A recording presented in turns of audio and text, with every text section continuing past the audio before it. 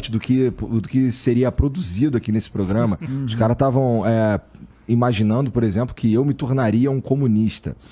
Ó, eu confesso que eu não sei se eu teria muito problema com esse sistema, se ele funcionasse da maneira que a gente imagina que ele funcionaria, né? Mas são pessoas que operam, e pessoas são filha da puta.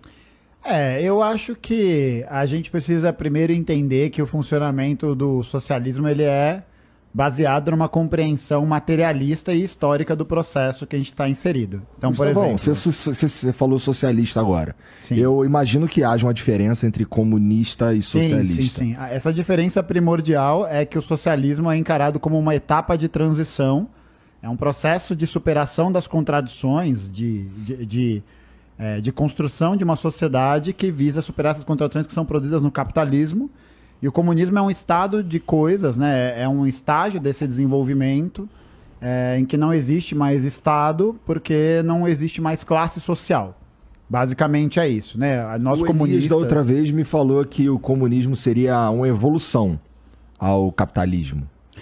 Eu não sei se eu tô... Tu falou isso mesmo ou eu tô viajando? A superação do capitalismo. Eu acho superação. Eu acho que tá nesse campo. Tem um debate que se diz, que fala o seguinte, que eu vejo muito na esquerda, não sei se... aliás, uma pergunta que eu faço pro Gaio Fato, o André pode também falar sobre isso. Eu sou anticapitalista, então é uma onda você falar que é anticapitalista. E quando eu vou ler Marx, vou ler Hegel, eu não vejo eles como anticapitalistas. Eu vejo Marx, por exemplo, como uma pessoa que, ao estudar o capitalismo, ele compreende que o capitalismo cria cria contradições e cria, vamos dizer assim, os mecanismos para a sua superação. Né? Entendi. Ou seja, nós não queremos que... quando você fala que é anticapitalista, qual a imagem que você passa? Que você quer destruir o mundo que está aí e fazer outro em cima. Quem faz isso é o ISIS, é o Al-Qaeda, não o Partido Comunista. O Partido Comunista ele se apropria do ponto mais alto daquilo que ele está se propondo a construir, que é o socialismo, né? O ponto mais alto que é o capitalismo para construir o socialismo. Né? E onde não tem o ponto mais alto, vai ter que construir essa base material.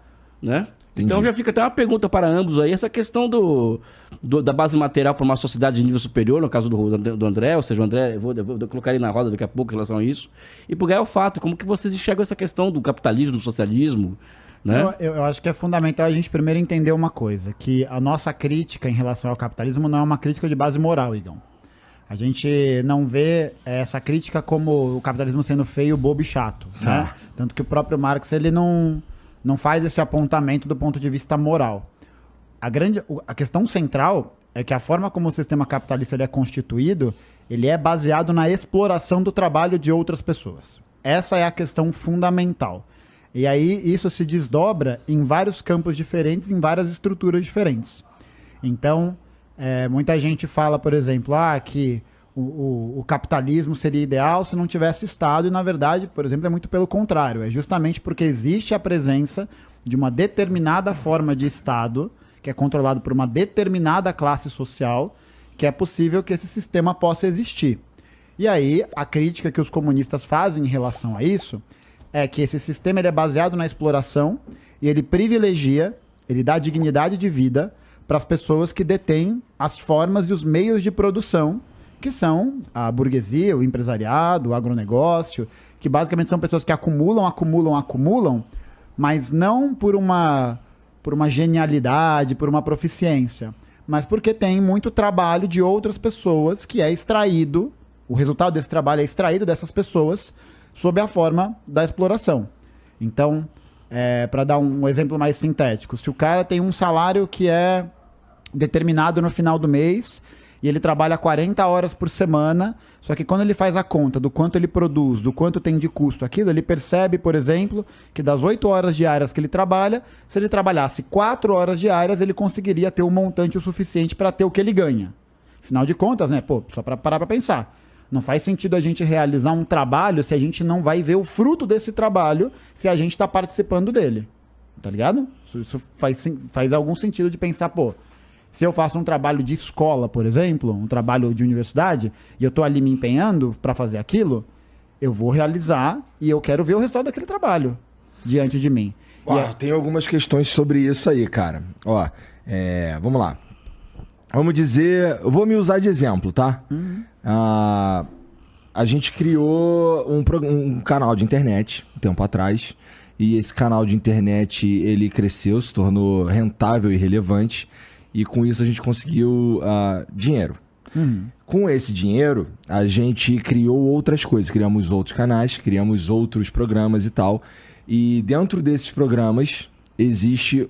para cada programa, para cada vertical, que a gente chama, existe uma força de trabalho ali que precisa girar aquela coisa, fazer aquilo ali acontecer, senão a gente simplesmente não consegue. Nesse sentido, eu enxergo da seguinte forma. Cara, isso aqui que a gente criou, esse cara aqui tá trabalhando para manter essa parada que a gente criou e talvez ele não tivesse um trabalho se a gente não tivesse criado essa parada. Se eu extrapolo isso pro Elon Musk, o Elon Musk com a SpaceX, o Elon Musk com a Tesla, eu imagino que vocês odeiam o Elon Musk, só tô imaginando. Eu odeio o Elon Musk, não por uma questão moral, porque ele nunca me fez nada, mas eu não gosto dele porque é isso, é uma pessoa que vive do rendimento do trabalho de outras pessoas e tuita que vai dar golpe de Estado em países e que é para as pessoas lidarem com isso, como foi o caso da Bolívia em 2019. Tudo bem, nessa parte eu também não gosto do Elon Musk não, mas eu não consigo evitar de achar o cara muito foda quando ele populariza, de certa forma, pelo menos lá, o carro elétrico, como quando ele faz um foguete da ré, o cara... Não ele, mas ele... O lance é assim, tive essa ideia aqui, agora, galera, vamos trabalhar, vamos fazer acontecer. O que eu tô dizendo é, criar algo e as pessoas com que dá oportunidade para as pessoas desenvolverem o trabalho ainda é um problema? Porque, vamos voltar pro meu exemplo. Eu, sei lá, perguntei pra vocês mais cedo aqui se eu era burguês. Ou porque você falou do empresariado, acabou de falar. E, pô, eu me considero um empresário. Eu tô matando gente, na opinião de vocês, como é que é? Não, é um pequeno empresário, porque se você parar de trabalhar, você vai parar de ter seu rendimento, né, Igão? É verdade. Então, é isso. Então, parabéns, você faz parte da classe trabalhadora.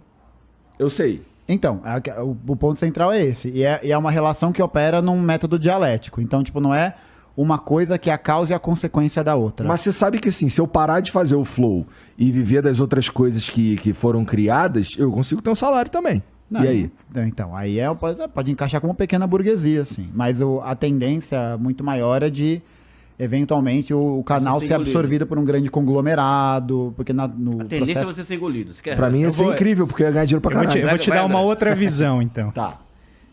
Primeiro eu quero pedir licença para todos os comunistas de verdade, né, de colocarem eu como comunista, porque eles ficam bravos quando fazem isso. Ah, é? Eles dizem que eu sou liberal.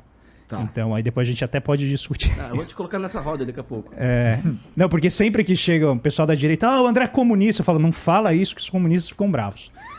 Não fala aí, eles não gostam de me ter no campo com eles. A gente né, eles dizem que eu sou aliado, a gente se dá muito bem e tal, adoro o Gustavo, mas quando eu falo assim, o André não é comunista, para de falar isso.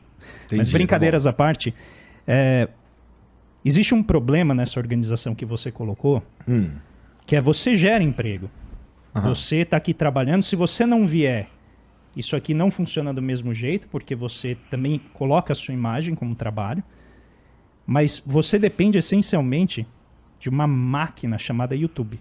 Exato. E essa grande empresa, que faz parte, né, de um conglomerado enorme, ela sim detém o controle sobre aquilo que você faz.